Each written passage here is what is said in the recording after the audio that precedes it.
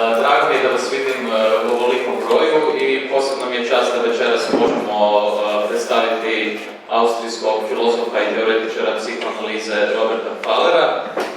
Prije nego ga ja predstavim i prije nego on počne, najprije će nam se obratiti gospodin Georg Lach, direktor Austrijskog kulturnog foruma, koji je omogućio da večeras imamo oboljeno predavanje. Hello everybody, can you hear me? Yes. So, I was already introduced. My name is Georg Lach. I'm the director of the Austrian Cultural Forum here in Zagreb, and it's a pleasure to see so many of you here at this philosophical salon, the Philosophischer Salon at the ZKM. It's a pleasure for me to welcome Professor Pfaller, who is currently teaching at the University of Vienna, or the University of Applied Arts in Vienna. And as it was said before, we are supporting this lecture here tonight at the ZKM. Special thanks also to Srečko Horvat, with whom we've been cooperating already on a number of times. So thank you for coming and enjoy this evening. Hvala lijepa. Thank you.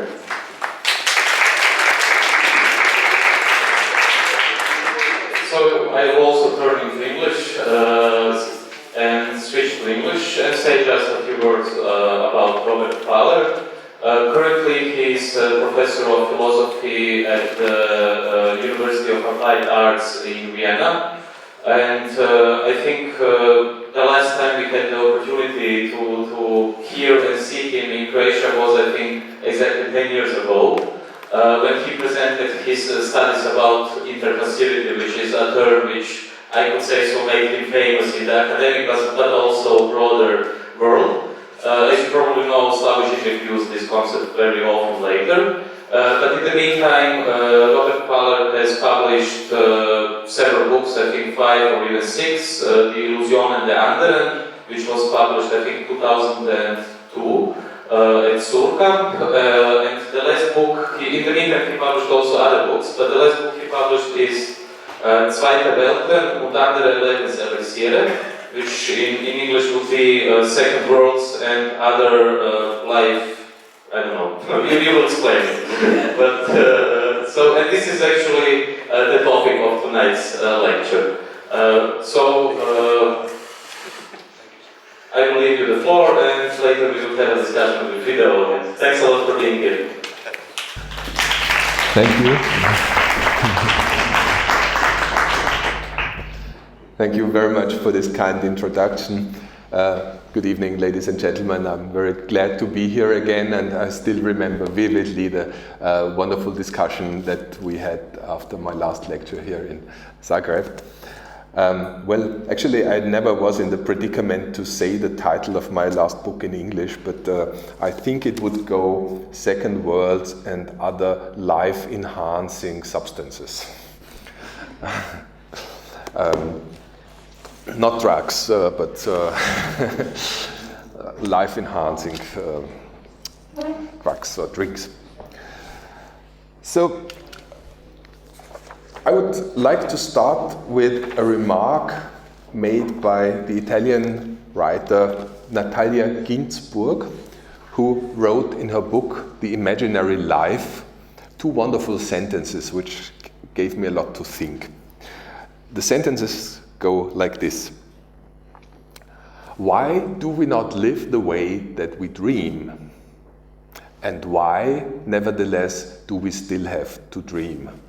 These are the 2 sentences. Why do we not live the way we dream, and why do we nevertheless still have to dream? This is the question that Natalia Ginzburg raises, or the 2 connected questions. By coincidence, I later found an answer given by John Lennon, who in his song Beautiful Boy says in his lyrics, "Life is what happens to you while you are busy making other plans." Life is what happens to you while you are busy making other plans. So I think the philosophical consequences that can be drawn from these lyrics are very rich. In the first place, they of course, tell us that what we regard as something provisory, like for example, life as a kind of waiting room for the doctor, this, what we regard as provisory, is in fact already the surgery. What happens there happens here, but we just expect it to happen elsewhere. But we can also read this quotation from Lennon into another direction, in the reverse direction. We could say even that without a false expectation, no life would happen. So only the fact that you are busy making other plans makes your life happen.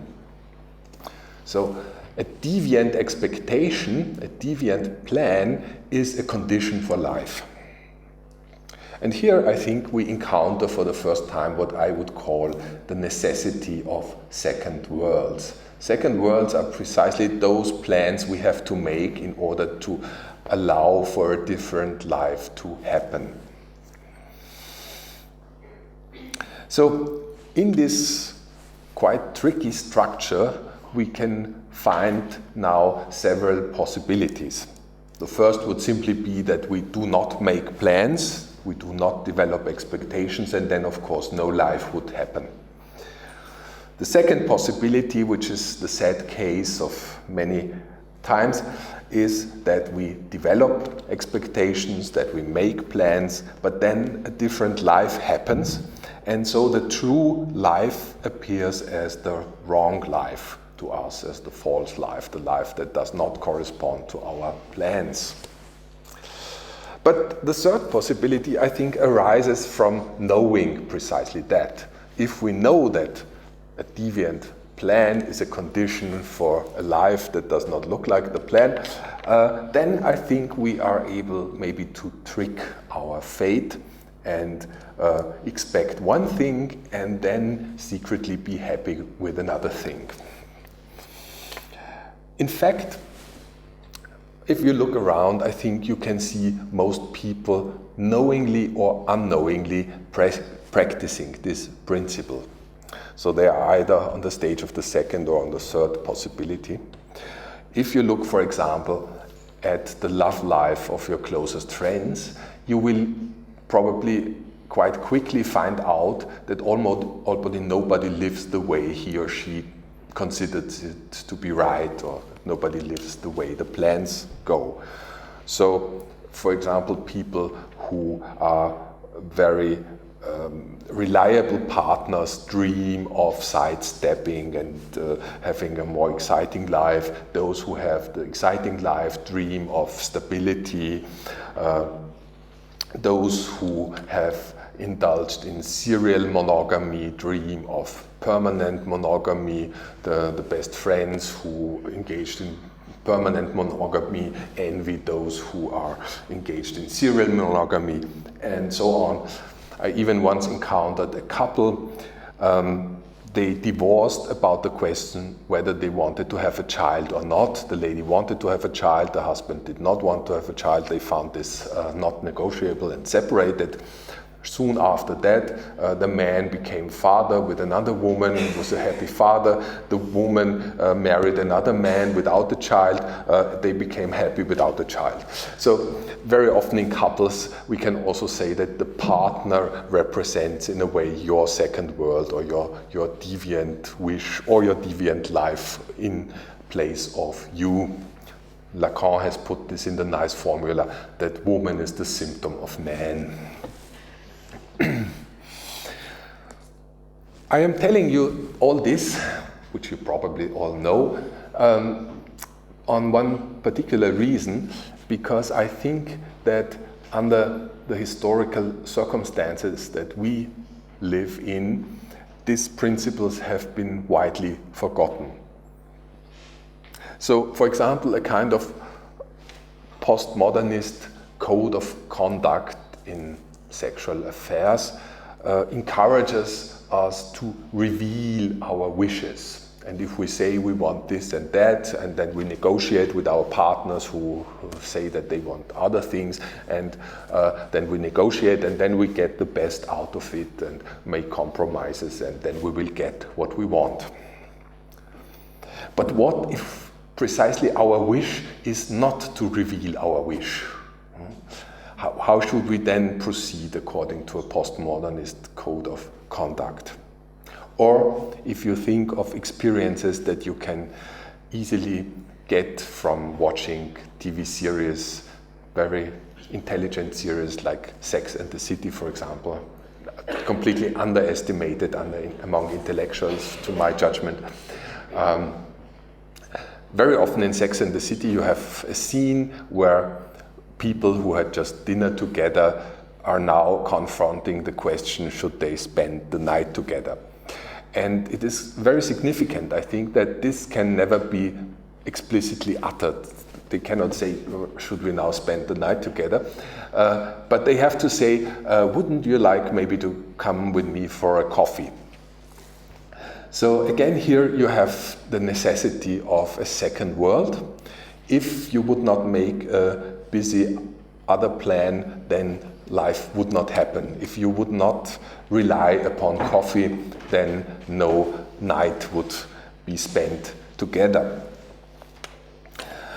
We can also read this the other way around, maybe for other cases. We could say that explicit sexual offers then would not allow for this life to happen. So, for example, imagine an exhibitionist opening his coat. If you look at this exhibitionist, take a testing glance at what you can see and say, okay, that's interesting, I will come with you. Of course, the exhibitionist will end up in pure horror. This will be anxiety arising. This is precisely the reason why he opens the coat. He wants to block your desires off and fend off. It's a defensive move, but if you act according to the first world of this practice, then you destroy the first world of this practice. A very interesting structure, which only at first sight appears to contradict these principles, you can again observe in Sex and the City. Maybe you still remember the wonderful character Samantha Jones. She's the emancipated woman who has this idea that women now have to live just like men, and that's the best what they can get, and she tries to do this. And this means to have many men, to have relationships only based on sex, and that's fine, and so on. And so she finds at some point a very perfect partner that extremely fits to her standards. This is also a man who he's a man who just thinks that it should just be about sex, and they agree very much about this point. And so in this agreement, they form a very stable relationship, and they make appointments by saying obscenely, should we fuck tonight at 8 o'clock at my place? So you could now, of course, argue that this contradicts my principle about coffee and so on. But I would claim that here, again, the principle is at work. Because if two people love each other because the other has an equally cynical relationship with regard to love, then this means that precisely this love between the two cynics is not cynical. And therefore they have to hide something which appears more vulnerable to them than even sexuality. And therefore, again, saying, should we fuck tonight at 8 at my place, is a second world to a world which they cannot reveal in order for it to persist, kind of tender solidarity in the conviction that love should just be about sex and nothing else. So this is the supplement, which is precisely something else in this love relationship, and they have to defend it. So again, even pure naked sexuality can be an overcoat for something else, a second world for something else, and it's a condition of existence for this something else.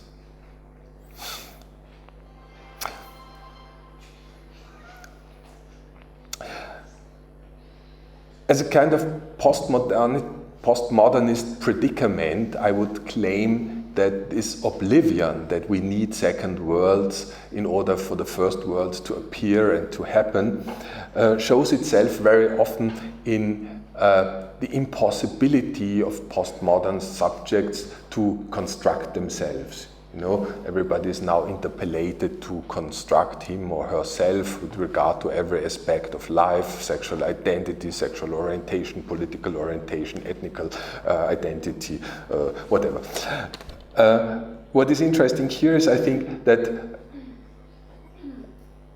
according to my experience, I very rarely encounter people who have sufficiently constructed themselves and say, now I finished 5 years ago and now it's fine, I have now my perfect construction.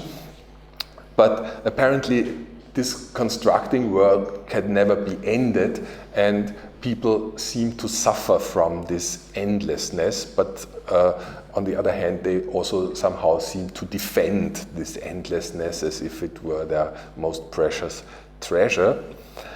So if this is not to be finished, I think there is one reason for that, which is that the one perfect thing that they want to be cannot be found.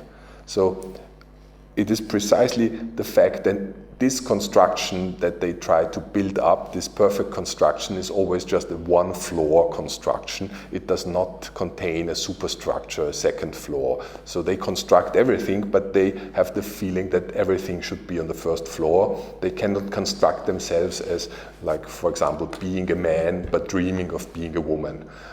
That dream should enter into the construction, but then the second floor lacks, and therefore the construction is not perfect and doesn't work. Another example of postmodern predicament in private life, I think, is the fact that partners in postmodernity tend to total transparency. So I observe in recent crime television programs like the German Tatort, which probably you may know, which is a kind of classic in German television culture.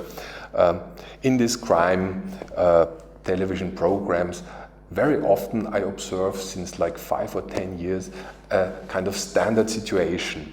The police inspectors come to a house, want to speak, for example, to the husband. Husband and wife are present. They say to the wife, can we speak to the husband alone? Husband says, no, no, please go ahead. My wife and I, we don't have any secrets towards each other. This is a quite, at least in this density, or in the fact that it occurs so often, I would claim that this is a recent typical phenomenon, that people declare proudly, we don't have any secrets with regards to each other, and that seems to be a kind of proof of the sincerity of their love life. But again, I think it is no wonder in such a relationship culture that people find those perfect, transparent partners all of a sudden very boring. And so we have this kind of postmodernist asexuality that occurs in couples. And my colleague Svenja Flass-Pöhler, who has written a beautiful book on jealousy, has claimed that we should introduce a third element, an opaque element, into this total transparency in order for desire to continue. And there should at least be a kind of fantasy of the third person, the secret lover of your beloved. If you cannot fantasize about this, your love will cease to exist. So it is very important, Svenja Flass-Pöhler claims, that you have some passages during the day where you do not exactly know where your partner is, you do not have his or her coordinates and schedule, and then this allows you for the second world of a fantasy. What may be, my partner is now in some secret relationship, and happiness to get the partner back later is tremendously increased by fantasies like that. Another typical contemporary example occurred to me in autumn 2012. Maybe you have also noticed this debate about the cover of Vogue Homme. beautiful cover photograph which showed half-naked young woman and a half-naked young man in a kind of passionate embracing each other. And all of a sudden there was a group of people claiming that this represents violence, even rape maybe. And there was a huge discussion that Vogue should not publish this cover. Again, I found this very strange and in a way alarming about postmodernist thought. In the first place, it was not quite clear to me that violence was there actually present. There were no real visible signs of violence. But even if so, if we can claim that they were attacking each other or breaking the other's will, would you really think that such an image would encourage people, readers, to commit such acts of violence? Or is it not rather probable that such an image that shows people dreaming of violence in their love act encourages other people to dream of violence in their love act, which is not violent? So I think here comes again the question, does postmodernity allow individuals for dreaming, or do we also already have to censor our dreams, if not our acts? Against this position, to say individuals are totally homogeneous, what they dream they will do, I think we can mobilize important and valuable experiences. We can see very often that dreaming one thing precisely prevents people from doing that thing. So if you think, for example, of the most opportunist politicians that you have seen in the last years, choose some examples. Do you think they were dreaming of being opportunists? Or was it not precisely those politicians who thought that deep in their heart they were revolutionaries or friends of the people, or at least the smaller evil under given circumstances, that precisely those were the politicians who made the nastiest compromises and went for the utmost opportunism? Or if you think of artists or writers that you know, is it not true that every kitschy reporter, writer of kitschy novels, dreams in his heart to be a true lyrician, a true poet, just not able, due to market conditions, to show his refinement? So is it not necessary that all these people have this second world of dreams in order to support a different life? And if the kitsch guy would dream to be a kitsch guy, this would prevent him from doing the kitsch. This is what Sigmund Freud states with regard to dreaming when he says, with reference to Plato, that the good people are those who dream the bad things. The bad people are those who commit the bad things. And I think, again, you can see the ignorance of these simple principles in postmodernity. For example, as soon as some American, German pupil shoots at his classmates, which happens apparently quite often in the United States, then one question that police and social pedagogues immediately raise is, what is on the computer of this amok shooting pupil? And then they find maybe some ego shooter games, and then they immediately draw the conclusion, okay, this pupil has shot on the ego shooter, and then of course he had this idea he could do that also in reality, and one day he went to school and then he shot his classmates. And therefore we should prohibit ego shooter games on the computers. Again, I would claim that this is utmost neglect of the principle of second world, and it tries to cut the chain at a link which is maybe not a causal link, or which is maybe the wrong causal link in this chain. Because, of course, the first question should be, why is school such a stressy place? Why are pupils regularly so humiliated that they have this outburst of violence? Second question, of course, why do they so easily get firearms?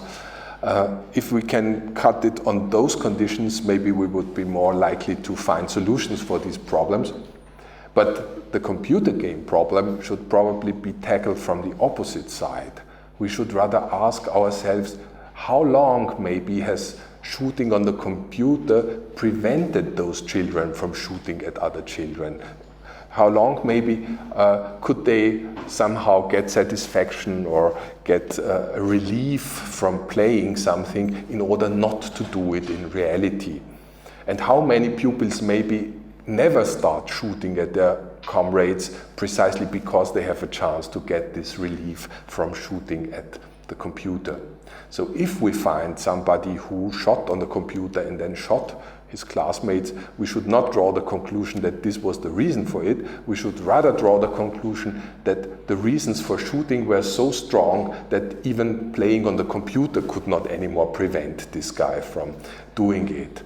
So otherwise, we would fall into a false conclusion, just as if, for example, in car traffic, we would state that today, strangely enough, dead car drivers after accidents only sit in cars which have safety belts and airbags, and so that must be the reason for their death, and therefore we should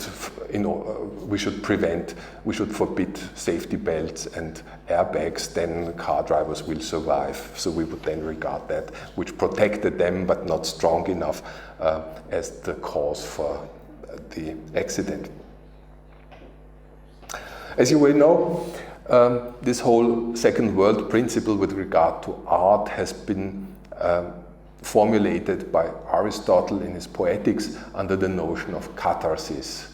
So showing the people things in art, letting them dream bad things and letting them act out unsolved passions allows them to decontact those passions, those affects, and prevents them from acting them out in real life. That would be the cathartic function that Aristotle describes with regard to tragedy, but also with regard to music, for example, when Aristotle says it would be nice if all the people could listen to refined music, but unfortunately some people have to live a pervert life, and those people have to have pervert music in order to act perversion out and not let it predominate their lives.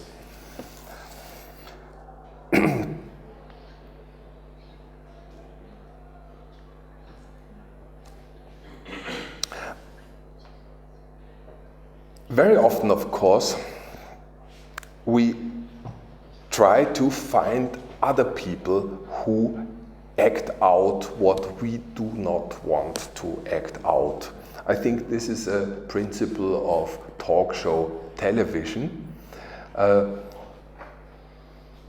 this distinguishes the presence of sexuality, for example, in talk show television from the presence of sexuality in like 70s movies. So sex has somehow disappeared from movies to a certain degree, but entered talk show. But by this shift of mediality, I think a different social relationship has established.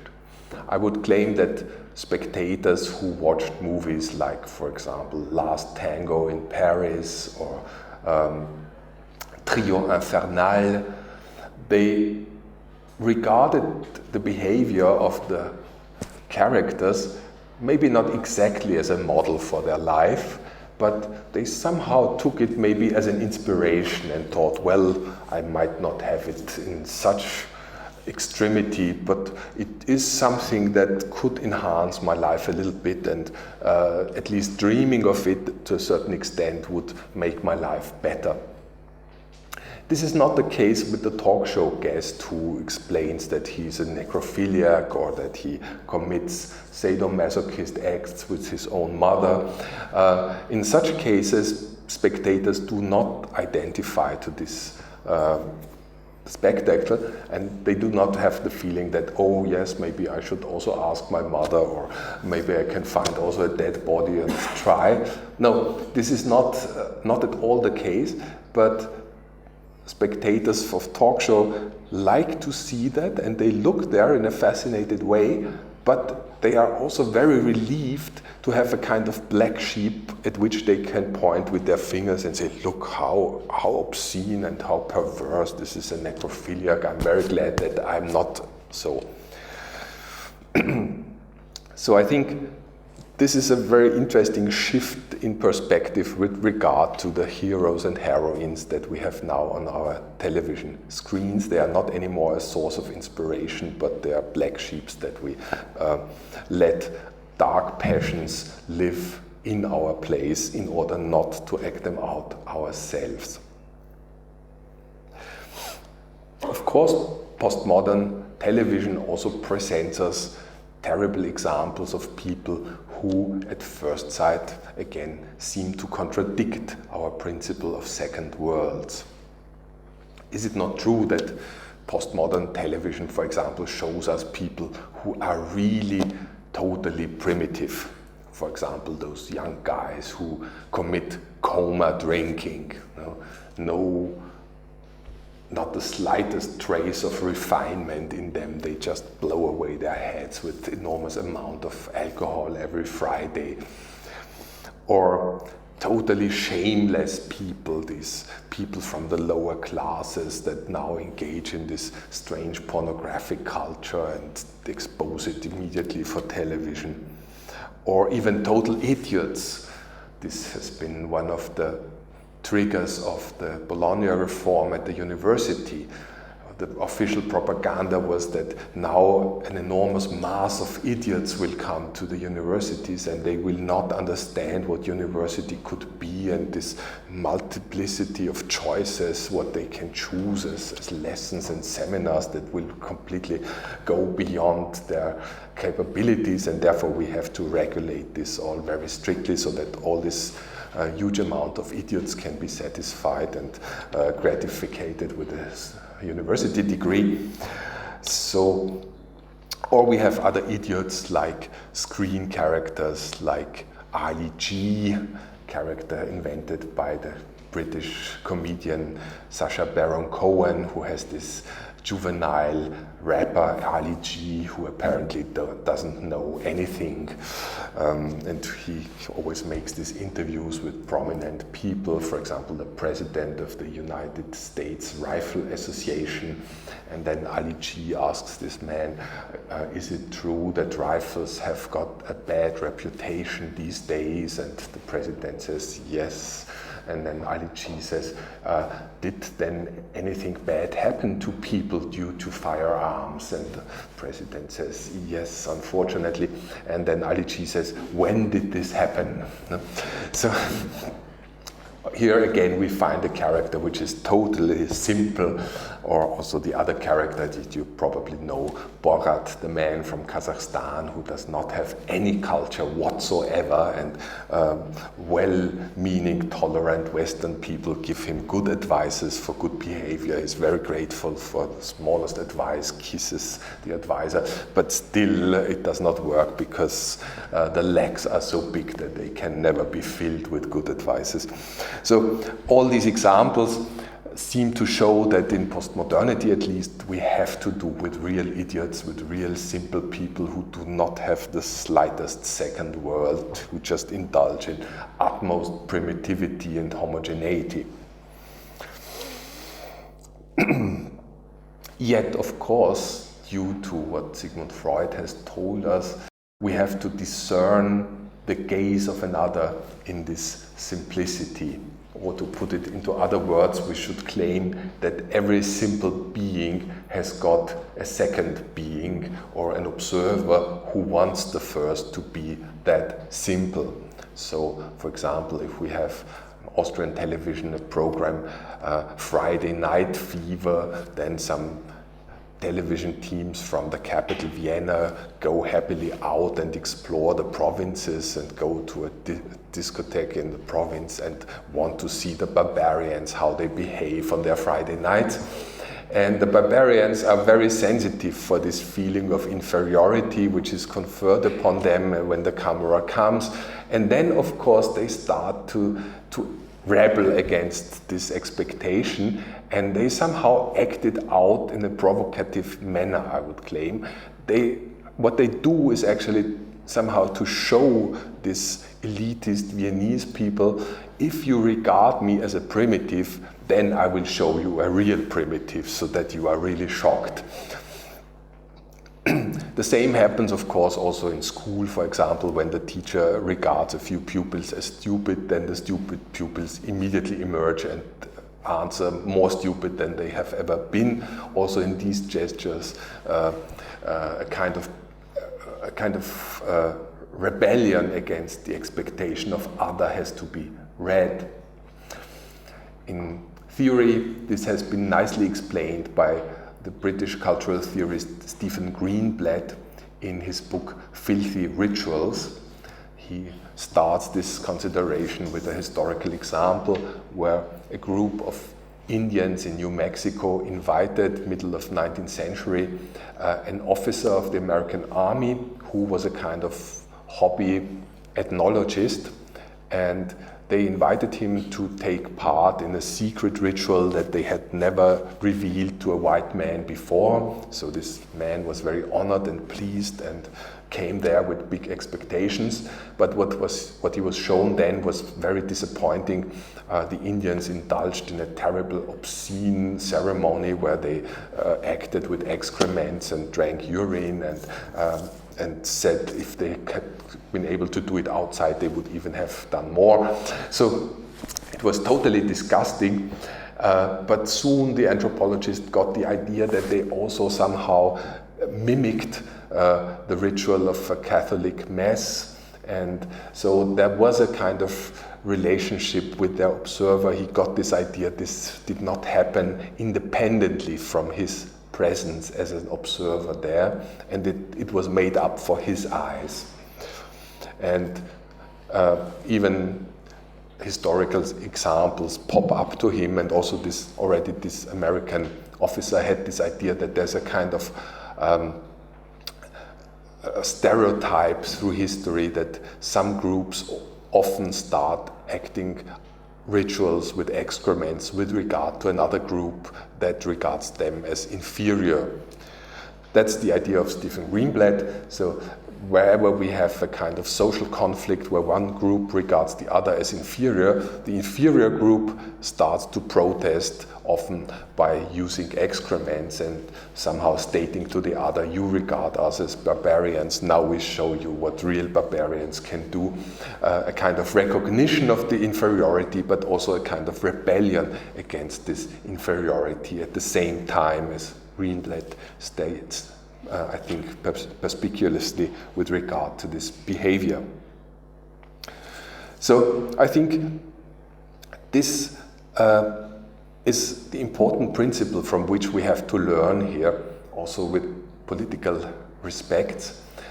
To put it into psychoanalytic terms again, we would have to say that the so-called primitive is an effect of transference. The other transfers on him the role of the principal, and his primitivity is a theater made up for this gaze of the other. He acts within the imagination of the other or within the illusion of the other. Therefore, this seeming homogeneity or primitivity can occur, otherwise it could not occur. Every primitive would have a second world. The second world only disappears as soon as a second spectator arrives and allows him to play the role of the primitive. This is, I think, very important if we look at other primitives that occur today, even without excrements. But if at universities now we sometimes encounter the typical Bologna student, that is also a kind of Indian with a secret ceremony that he performs for us. Since a few years, I sometimes at some universities encounter students who ask strange questions that they would not have asked 15 years ago. So if I tell them that as a work for their exam, they should choose one quotation from one theory, either those on the reading list or some other from their own reading, and that they should comment about this quotation in a certain way according to a certain method. Then some students come nowadays and say, excuse me, can you tell me on which quotation I should do this? And I say, you can choose the quotation completely freely. You can do it either on Adorno or on Benjamin or on Freud or on Lacan. Just choose the one that you want to comment upon and you can do it. But then they say, no, but I don't want to make a mistake. Can't you just tell me which one exactly I should take? Maybe the older comrades among you remember what would have happened 20 years ago if we told our students you must do it on Adorno and not on Benjamin. They would have said, you fascists, you force us into the wrong choices and so on. But today you have the opposite student, those who want to be totally obliged and get full prescriptions. But again, I think we should not fall into the trap to think, well, students nowadays are like this, what can we do? We can only pursue Bologna reform and ECTS and prescribe them everything and then they will be happy. No, we have to regard them as artificial Indians. They perform this for our gaze. They perform this because they feel somehow that we will love them for that performance. If they perform the primitivity that we transfer upon them, they will get loved by us. Therefore, this is a kind of claim for love, actually not for an indication of the reading list.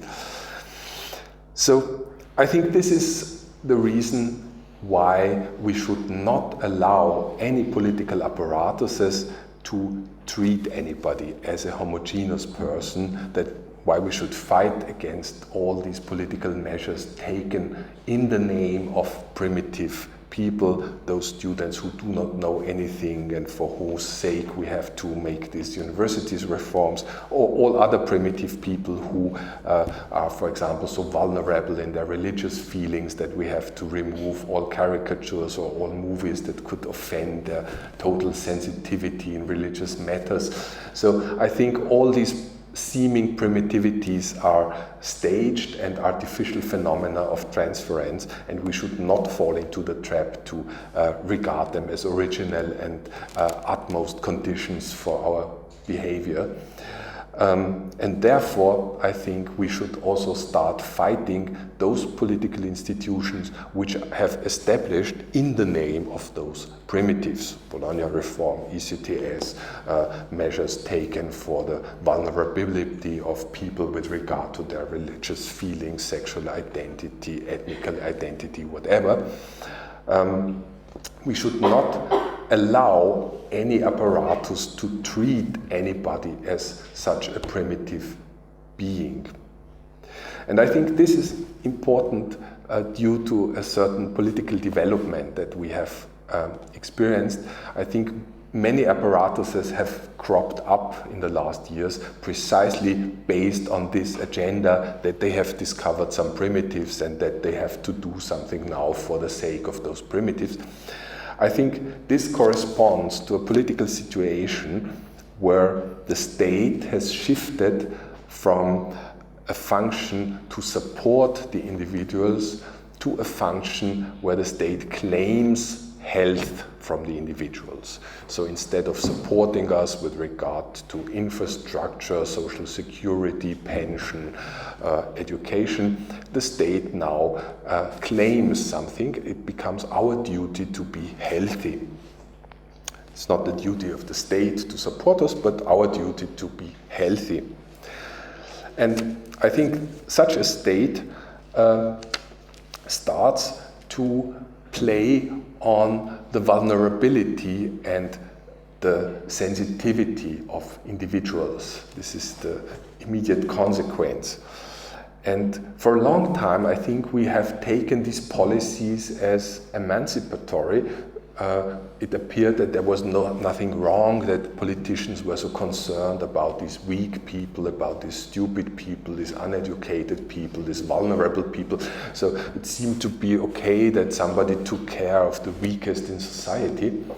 But in a way we were blind for the fact that this addressing people as totally weak, totally vulnerable, totally unable to overcome their stupid identity, even if for a few centimeters, and let it behind themselves for a little distance, that this was the utmost offense. And I think this is the clever point in what Sacha Baron Cohen has done with Ali G and Borat.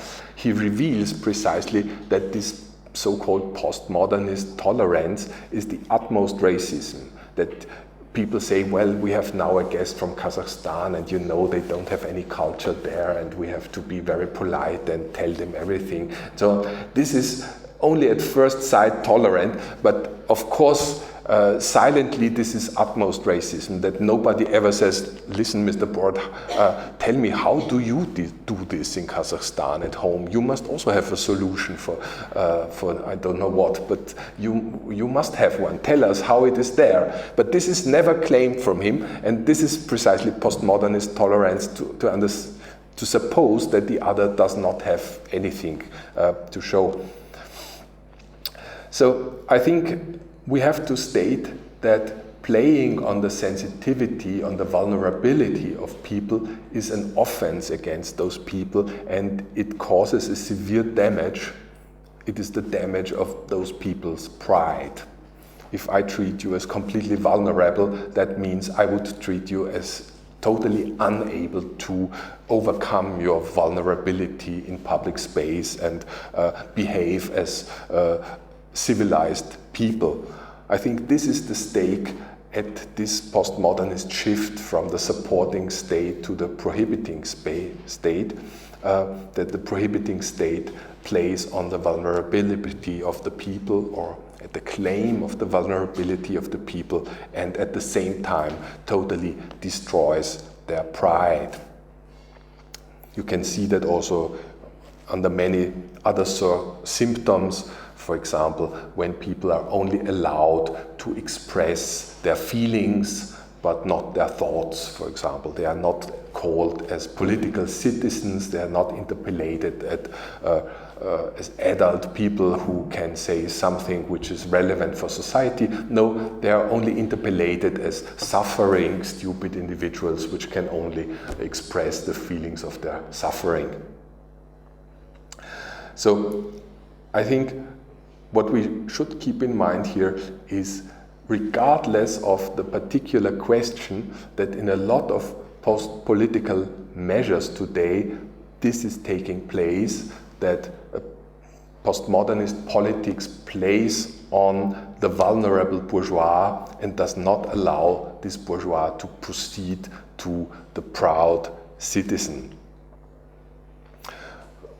So, for example, regardless of how you think about the smoking prohibitions, but is it not an offense against adult people to put, this black frames on the packages of the cigarettes, warning people that cigarettes can kill you or something? Only adult people can buy those cigarettes, not children. They have made sure that no children can buy them. But now adult people are told by politicians that cigarettes are dangerous. Is this not an utmost offense? I mean, regardless of how you stand with regard to smoking, but you as adult people are addressed like children. Yeah? And it's precisely those politicians that we, or our majority, has elected, and we had to be adults in order to elect them. But now they treat us like children and tell us that we should not smoke, that this is dangerous. As if we had not known that. No? Beautiful book by the American writer Richard Klein, Cigarettes Are Sublime. Richard Klein states there, it is completely erroneous to think that we had never known that cigarettes are so dangerous. If we had not known that they are dangerous, Klein says, we would not have smoked them. We smoke them precisely because we knew that they are dangerous. So I think we have to take this into account, that a kind of postmodernist politics has shifted from a supporting state to a prohibiting repressive state, and that this shift has been made possible by interpellating individuals as vulnerable beings, or interpellating adult people as if they were children. In the name of such idiots, most repressive measures have been taken and social standards have been dismantled in the name of such idiots. So this is also what I have called postmodernist pseudo-politics, because I think we can say that this politics always relies upon a certain trick or cheating. It is precisely those politicians who did not stop the big players, who did not regulate the financial markets, who start regulating the private behavior of individuals for the sake of their health. So I think this we have to see as a connection.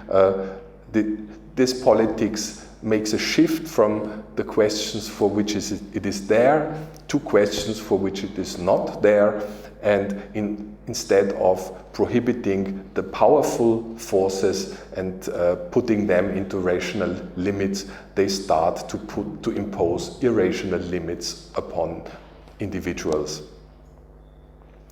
So a politics which is impotent, either unwilling or are not capable of limiting the big players, starts to become hyperactive in putting chicanes upon individuals.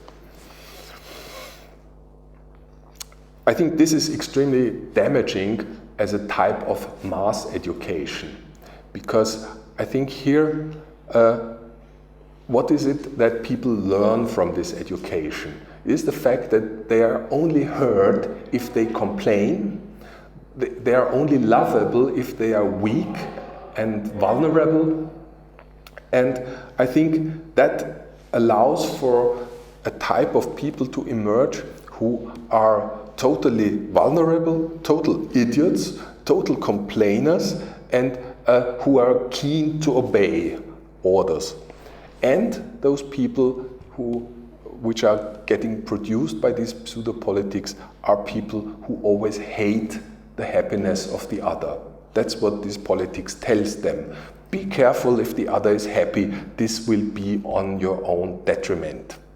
So this politics of prohibition and good advice, this pseudo-politics is a thoroughly desolidarizing politics. It desolidarizes society precisely by the fact that it always presents the happiness of the other as a threat to your own happiness. And then very often it starts to tell the freedom of one person ends where the freedom of the other person begins, and therefore the repressive state has to put in barriers so that these freedoms do not collide and so on. But I assure you, if you read for all classical philosophers about freedom, you will learn one thing, that it is not freedom which ends where the freedom of the other begins. You can find that in all philosophers, whoever you take. What ends where the other person's thing begins is not freedom, it's vulnerability or complacency or idiocy maybe. But freedom is a more complicated thing. I think freedom is more structured like pride. You cannot live in pride if the other does not live in pride. So among people who do not have honor, you do not have honor. And I think the same goes with freedom. Among people who are not free, you cannot be free. So therefore the freedom of the other is a requirement for your own freedom, and the pride of the other is a requirement for your pride, and also the happiness of the other is a requirement for your happiness. And I think we should be aware of this also with regard to the shift of perspective that we have observed in culture in the last 15 years, because it is now precisely those things that we loved like 10, 15, 20 years ago, which today we fear and hate. Some people among you may still remember what happened if 15 years ago you heard somebody asking, does it disturb you or does it embarrass you if I smoke a cigarette? There were people existing at that time, which is not so long ago, 15 years ago, who would answer then, oh please go ahead, I don't smoke myself, but I like it if you smoke, it looks so elegant and it smells well. Some of you may remember this, no? Older colleagues of my age may remember to have heard that, and I think this should be presented in a museum today. This should be shown to school children who may not believe that this has once happened. This looks totally impossible today. Even if I tell my students, they are sometimes totally surprised and can't believe it. And I think here, this is a question which is worth philosophizing about. What has changed so much? What has changed so much that this gesture of social solidarity or benevolence with the happiness of the other has totally disappeared and nobody can even imagine anymore that it existed once?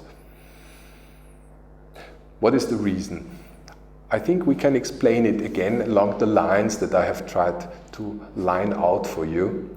I think as long as we regarded the other not as a vulnerable, stupid individual, but as somebody who behaves like an adult when coming to public space, who behaves like a civilized person, able to let his stupid identity, vulnerability, inclinations and everything behind him, as long as that was the case, as long as we met the other as an encounter of two civilized people, we were able to regard the smoking of the other as a part of his or her role in public space. Then we would have perceived that as such that we would say, okay, the other smokes because he's now in public space. This belongs to his or her role in public space. The other feels obliged not to bother me with his nervosity and his tics, but smoking gives him a kind of relaxed attitude. He becomes slower, calmer. That is more relieving for me. So the other does it in order to satisfy my view on him. The happiness of the other is an advantage for my happiness. That was the case, I think, 15 years ago, and that was the reason why such utterances, please go ahead, I don't smoke myself, but I like it if you do it, were possible. Today, on the contrary, I think we get more and more trained by this propaganda of the vulnerability of weak individuals to look at the other as a purely private person. The other is constantly just a borat for us, and probably those borats only smoke at home in their private spaces in Kazakhstan, but now they come even into our spaces and endanger our health. Please, police, prevent them from that. So I think this is what has shifted, and there I would claim that the level of encountering the other, or the possibility of encountering the other as a civilized individual, is a requirement for happiness. Only if we are able to see the other as a civilized citizen, we can allow him for his happiness, and only then we can also indulge in our happiness or share his happiness with the other. So I come now to my last conclusion.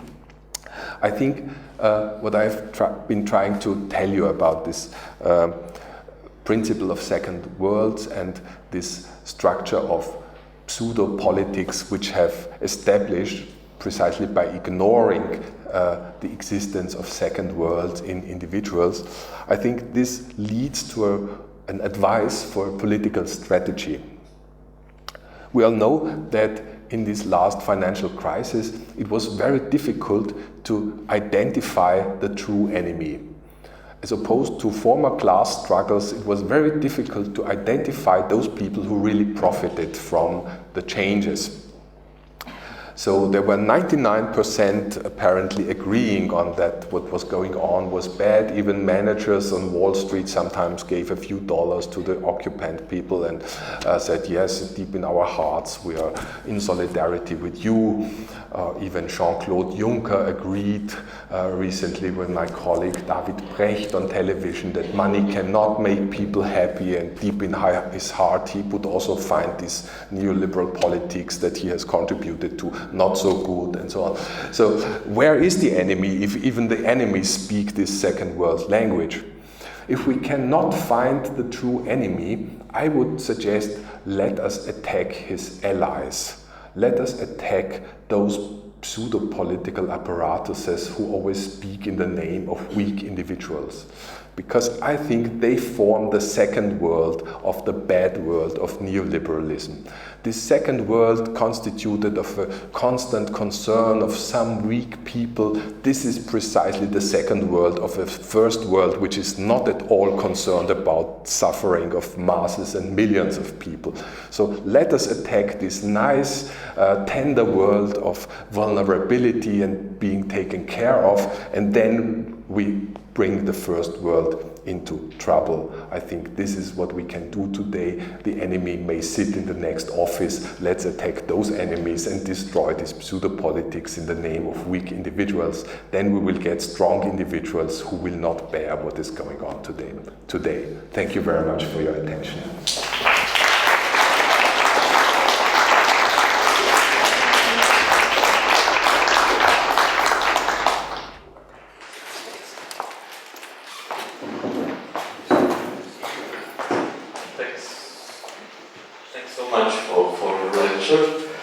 I'm sure there are many questions if we can see them and if you have seen the audience.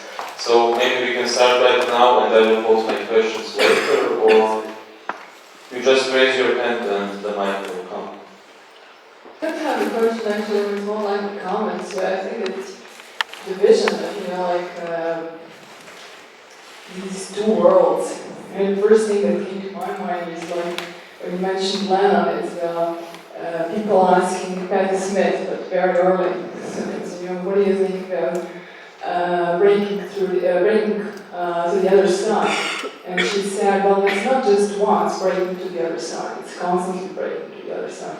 So the image of constantly breaking to the other world is somehow, I think, simplified in a way that there and a perception that I can somehow achieve is just too simple. I think of two worlds in the body, the whole issue, the first and the second world. So just a comment that I'm asking for.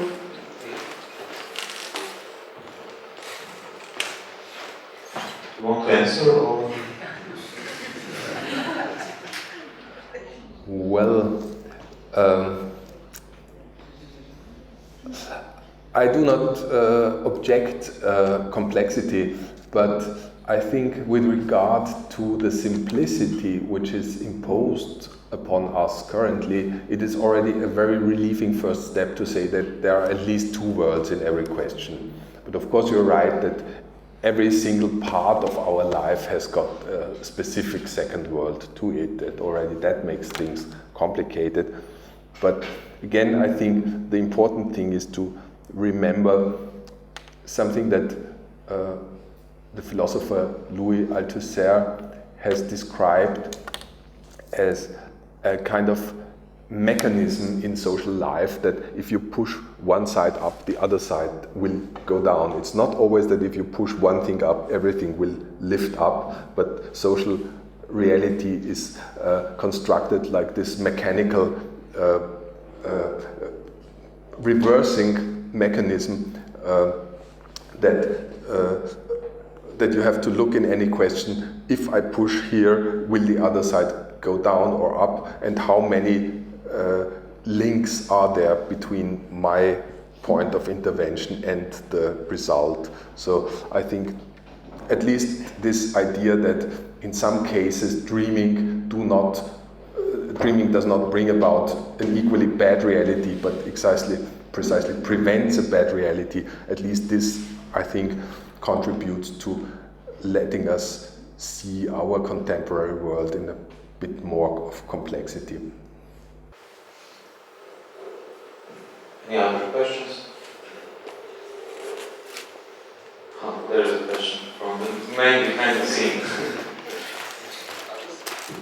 We recently had Jim Tamash here talking about the development of the middle class as something that is basically a working class proletariat, not capable of being a real bourgeoisie, which means stock production, all that. But it's rather constant. So do you see the middle class as something like akin to this second world, and the first world being the fact that we are mostly proletariat dependent on our wages? Mm-hmm.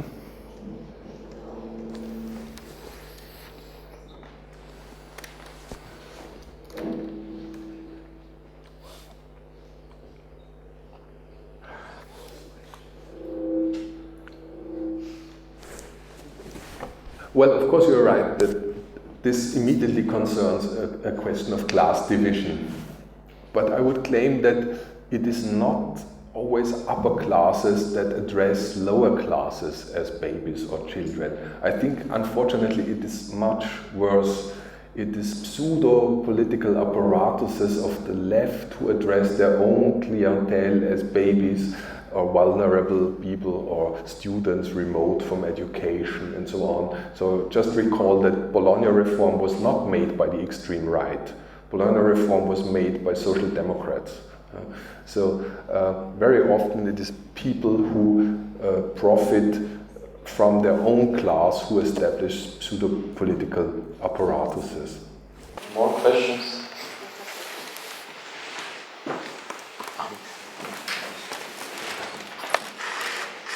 So in that sense, to put it in a very simple concept or maybe in very simple words, would you say that this all is one outcome of 86? Well, I would say that a certain after 68 ideology forms today an ideological support of neoliberal economic tendencies. So this would not have been detrimental if we had stayed under conditions of full employment and whatever, but today under the acting of a very aggressive capital against society, this ideology of be yourself, be authentic, always try to be yourself and so on becomes a very dangerous support of this politics, because it allows the state to retreat and not to address the citizens as political citizens, but to retreat to this level of biopolitics and pure repression. And one indication for this, I would claim, to my experience, if you look around, who always calls the police first? It is the people who are most influenced by kind of anti-authoritarian ideology today. So it's anti-authoritarians who today call for the police. What is with all the educated people that we have now?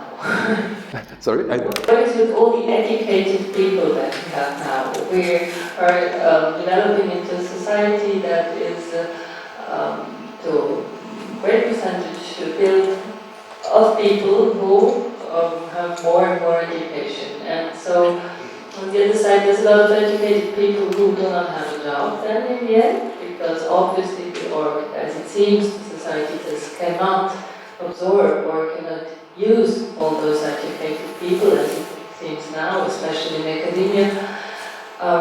What is with all the, let's say, brain drain in this sense? What is happening with all the knowledge that is around but not used?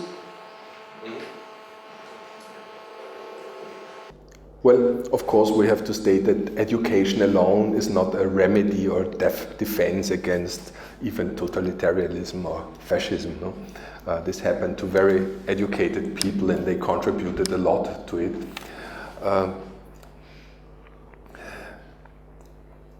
And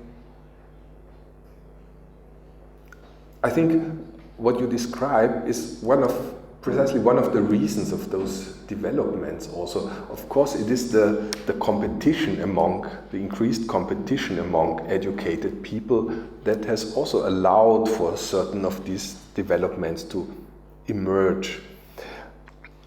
For example, what I often observe, it's not a direct answer, but I think the example illustrates the dilemma of educated people today.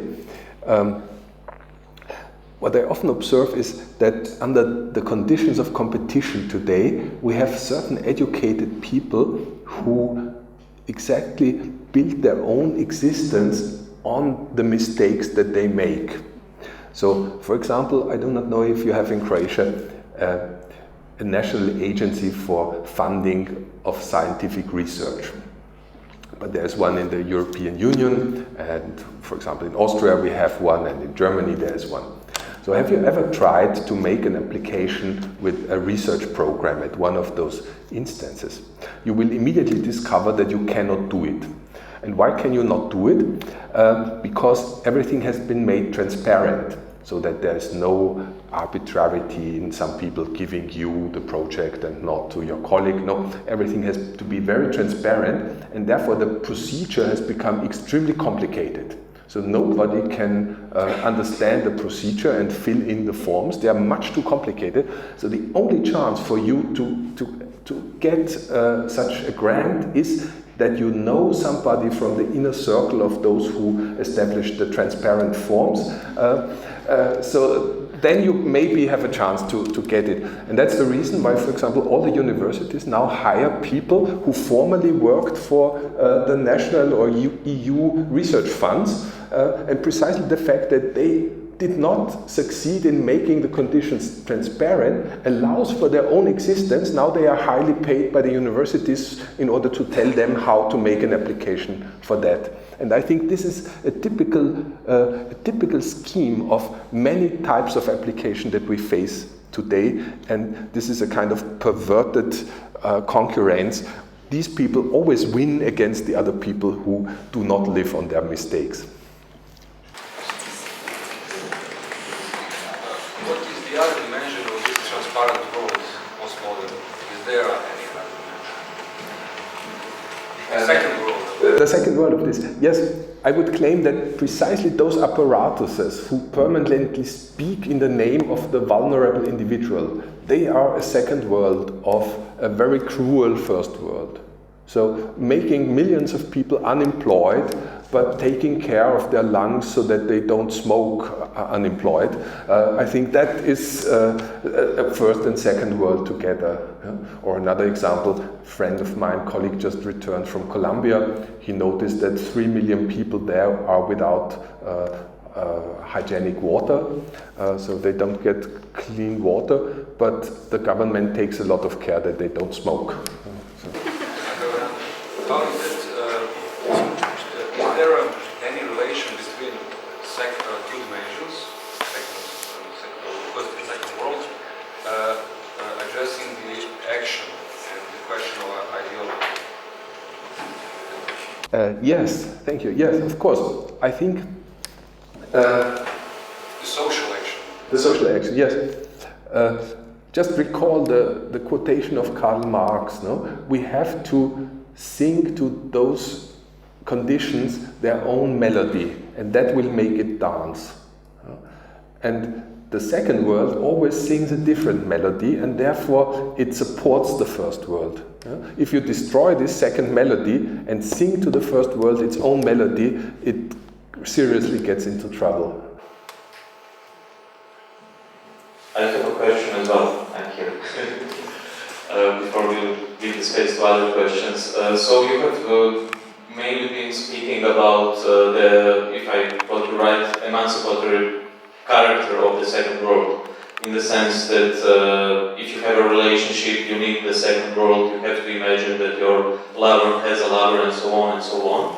But it brings me back to your old concept of interpassivity. Wouldn't you agree that also the second worlds can be some sort of interpassivity? Not only in the sense that you can, in your imagination, have another lover and then you're doing it actually, or your lover is doing it with another lover and so on, But also if we face the current protests in Turkey nowadays, and you have, I mean, if you go to Facebook, you see thousands of supports and so on, but are the people really giving the support? Or so it's two questions actually. What is the specific relationship between the concept of the second world and the concept of interpassivity? And the second question, could you maybe elaborate the relationship between interpassivity and current protests in the world?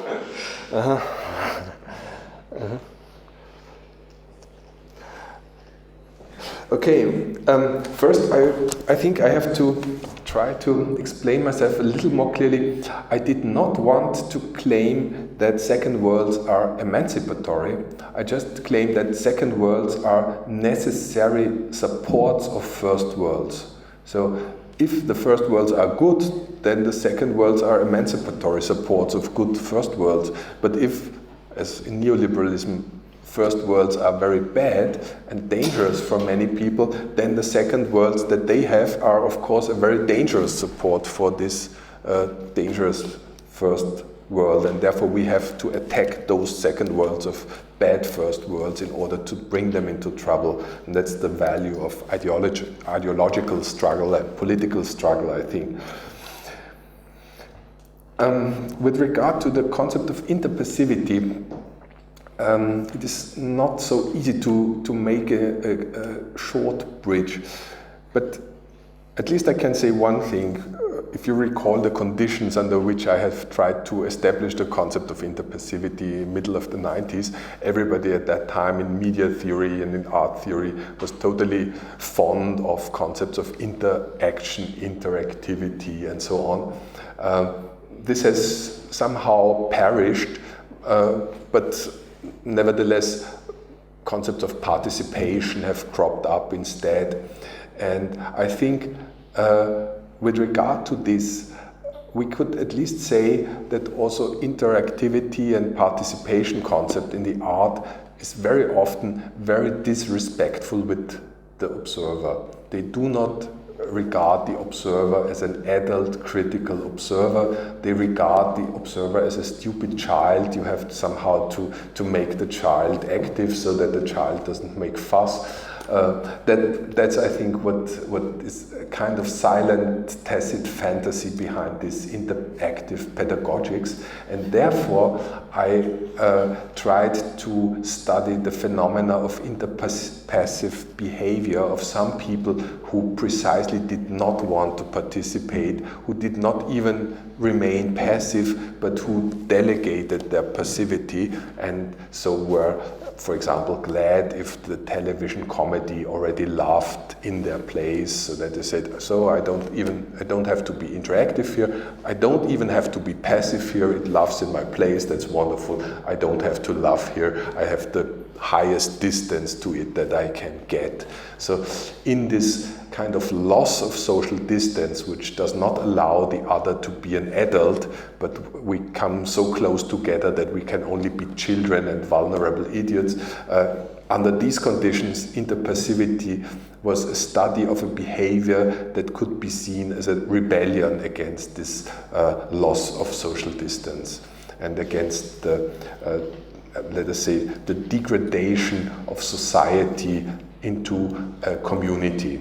I think this is also one of the typical postmodern symptoms, that the highest degree of solidarity is only seen in a community, which means that we can only imagine to be solidary with people with whom we share at least one feature. We have the same rock band that we love, okay, so we become friends on Facebook and we are in a community of friends. So, but we get more and more difficulty to imagine a solidarity which is without any sharing one feature in common. And I think with regard to this, the study of interpassivity was a kind of recall that there is a bigger frame that we have to keep in mind, and we cannot establish our solidarities only on the basis of community. We have to claim and challenge society as a whole.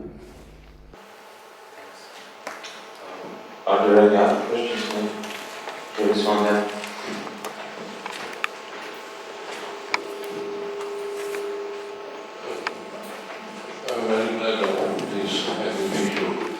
would like to ask a little bit about translation between different areas of the earth. In mixing and breaking the borders.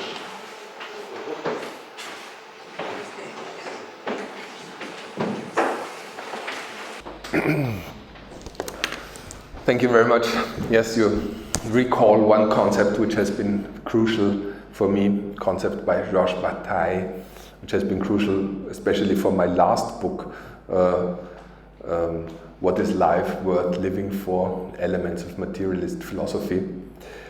And in this book I tried to simply to recall this materialist question, what is life worth living for? And I think it is important to recall this question as a kind of materialist psychotechnique which allows you to step back from all these panics that our contemporary propaganda suggests to us. No? We are constantly kept in panic. At one moment, health is in danger. The next moment, environment is in danger. In the next moment, money is in danger and we have too much debts for the coming generations. The upcoming generations is also an idiot who can be very well used in order to make panic. No? For them, we have to protect the environment at any price, or we have to save money at any price and not get indebted, so everything has to be sacrificed for these other generations. And with regard to those panics where something has immediately to be done at any price, I think it is very important to recall these old questions. What is life worth living for? This allows somehow to transgress this simple framework of anxiety that we are being kept in. And at any time, of course, you can say, okay, health is in danger. Maybe true. Okay, so it's good to do something for health. But of course we should not do too much for health, because otherwise we will never have a life. It's okay to save your life and to try maybe not to die immediately, but if you do everything just to preserve your life, then you will not have a life at all, and then you will die without ever having had a life. So that's the reason why this question is so important. Is there a life before death? This is the materialist question. And so here the notion of transgression is important as a first step to overcome those panics. If I may say one other thing here, I think it's also important to note one structural law of pleasure that came to me to be quite visible here. I think idealist theories always assume that pleasure were an easy thing. Idealist theories tell that sad story human beings are just pleasure-seeking animals and only culture and society and education can bring them forward to do a little more for society or coming generations or so. But basically they are all just spontaneous hedonists and stupid pleasure seekers. But this sounds sad enough, no? But from a materialist perspective, this is still a fairy tale. We have to see that things are even worse. People are not hedonists at all. People fear pleasure. Pleasure is horrible, and that by very good reasons. Because if you just think of what makes your life worth living, you will immediately encounter difficulties. No? Alcohol, yes, of course it's great at some moments to drink, but of course it harms your liver and it damages your brain, and the next day you will not be able to work so well. And if you have sex, okay, it may be great, but of course it's also a bit disgusting and it's socially problematic and so on. So maybe better not have sex, not to get troubles and so on. But even harmless pleasures like listening to music, no, but this is waste of time, or just going for a walk, waste of time. So in every pleasure that is really worth living for, you have to acknowledge that there is a very bad and detrimental dimension, and you cannot cut it out. If you cut it out, then you have beer without alcohol and things like that, which are totally banal and do not bring you triumphal feelings of pleasure. So whenever you experience really great pleasure, this is based on an act of transgression.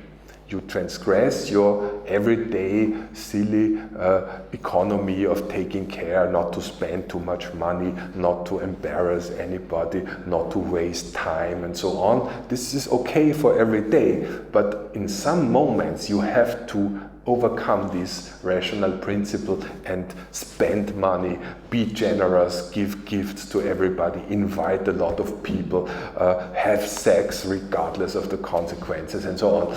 And if you do not do that, again, without these transgressions, life will not be worth living. But the clue here is, and that's the political issue here, that alone, left to your own individual devices, you will not be able to do that. Individuals are not able to transgress. People alone at home are quite reluctant to drink alcohol. Some do not even want to eat if they are alone. So what do they need? They need a kind of social command. They need some friends coming by and say to me, Robert, it's enough, you have worked enough tonight, but now you come with us and drink some beers. Don't be a spoil sport. So this brings me out, and then the beer in my hand becomes a proof that life is worth living for. This is not always uttered so clearly, but sometimes you go to a nice bar and you have dimmed light and very good cool jazz, and so then a silent voice tells you, now don't behave like a child, don't order mineral water. So, no? It's clear now you have to behave like an adult person, even if you don't find whiskey so great, but now you have to drink it and it will let you feel great and so on. So this is the social dimension of pleasure. We need this kind of social command in order to transgress our individual profane economy towards a kind of sublime experience. And this is why public space is so necessary for individuals in order to have access to their own pleasures. Otherwise, if we destroy public space, if we do not tell the individuals, do not be a spoil sport, if we tell the individuals, please tell us your vulnerability, then they are immediately hostile against pleasure. They cannot claim pleasure anymore, and that makes them reactionary, obedient, envious individuals, which are very supporting authoritarian and repressive politics. So, yeah, I hope we will have some beers now, because we have another question. Hi, how would you comment that the ultimate fear is not pleasure, but death, in the sense, of not having enough time to do all the things that you would like to do? Thank you. Yes, you're completely right. This is the other side of the question, what is life worth living for? If you put up this question, of course, you face death. You face death in the sense that you ask yourself, what will I have wanted to have done when I die? I will die, and before there are a few things that I probably want to have done or experienced or tried. If you indulge in the idea, I will never die, only then you can say, okay, pleasure, yes, but maybe later.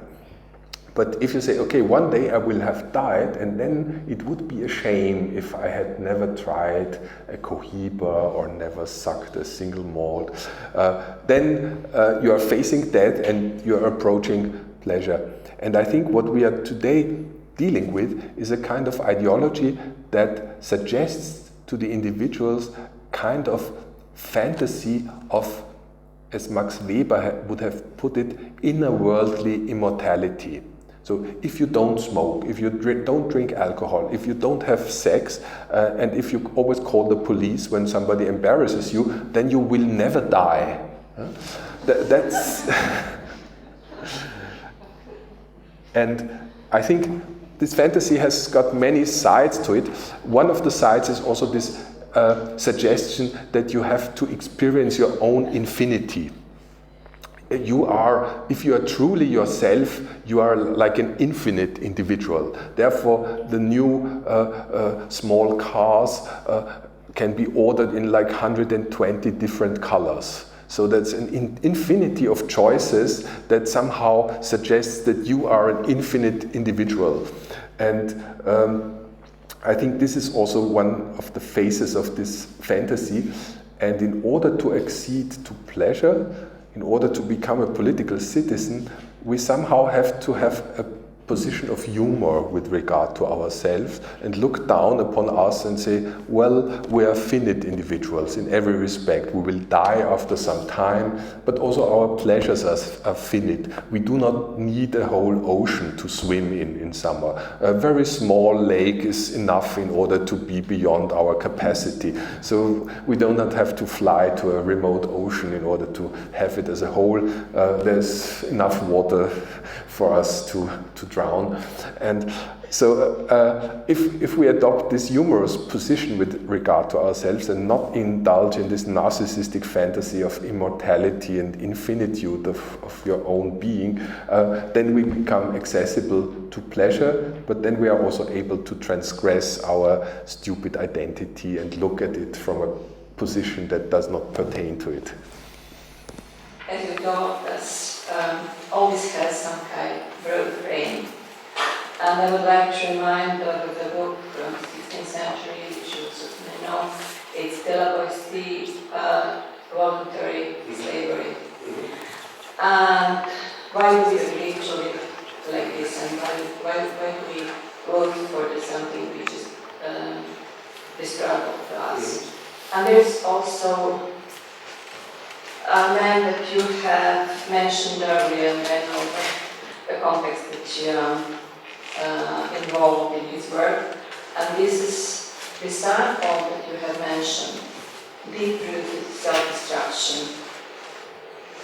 And whatever that we do and develop as some kind of narcissistic wish to continue living to eternity, we develop all kinds of praxis, even political praxis, who are destroying us and damaging us. So this is not a question, it was some kind of remind some tribute to all of us.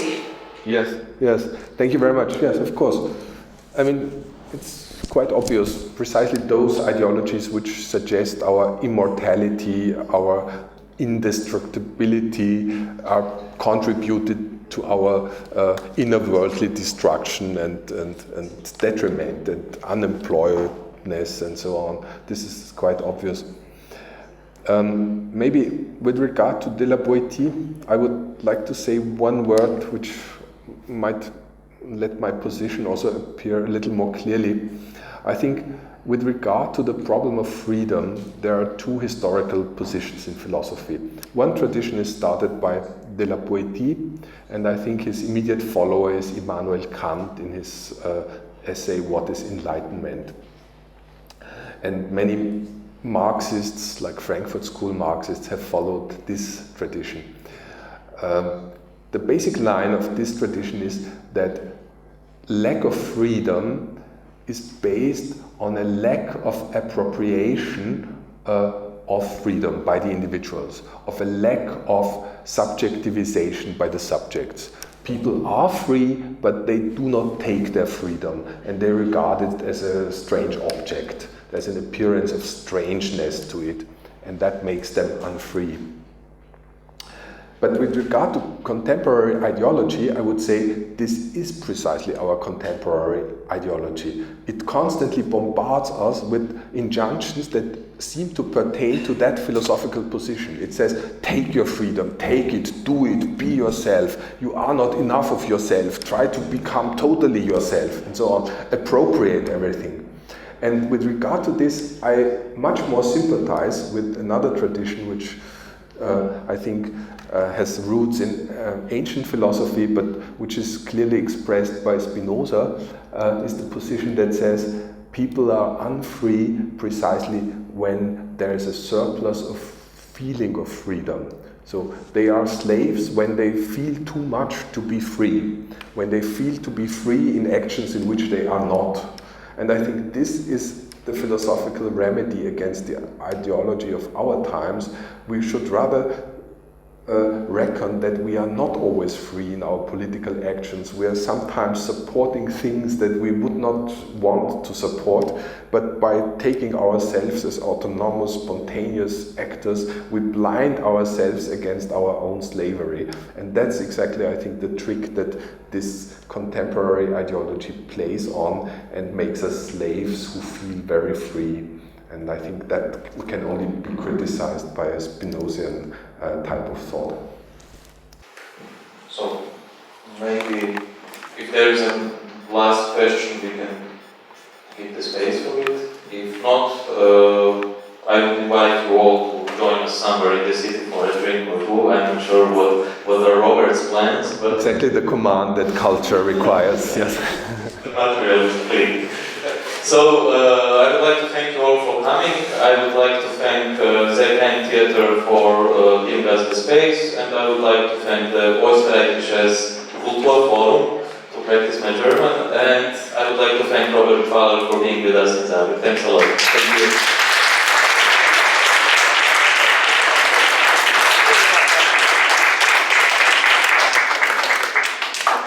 So now since it's a theater, we can applaud and you can give another lecture.